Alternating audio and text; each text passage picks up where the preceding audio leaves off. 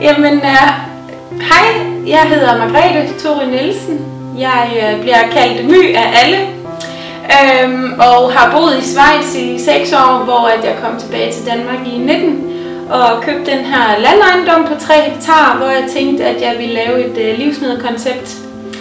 Og det har jeg kaldt My Champagne. Det består af kvalitetsprodukter fra hele verden og lokalt, hvor de første produkter det er champagne, kaviar og palmehat. Og det er the real deal, det er ægte varer. Jeg har været ude og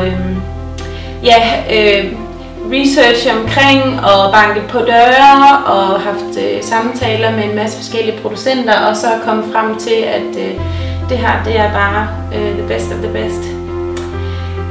Jeg kunne rigtig godt tænke mig at udvide livsmiddelkonceptet med japansk whisky eller cigar eller kinesisk silke til sådan en charmeklude. Fordi at jeg synes, at alle produkterne har en rød tråd i, at det er kvalitet, det er ikke noget masseproduktion, det er familietraditioner og stærke familiebånd, som går bare meget op i håndværket.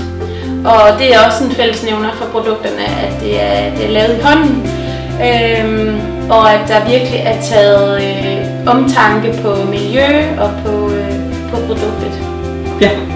For mig er lykken at nyde livet og momentet og værdsætte, hvor godt vi faktisk har det her i Danmark.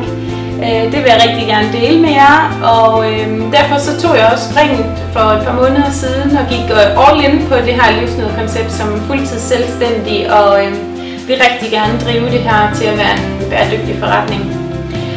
Derfor crowdfunder jeg også til at kunne for eksempel finansiere en livsnyderbar, som er en food truck, hvor jeg kan komme rundt i landet til street foods og festivaler og bryllupper, og bare i det hele taget kunne dele med jer det her livsnyderi.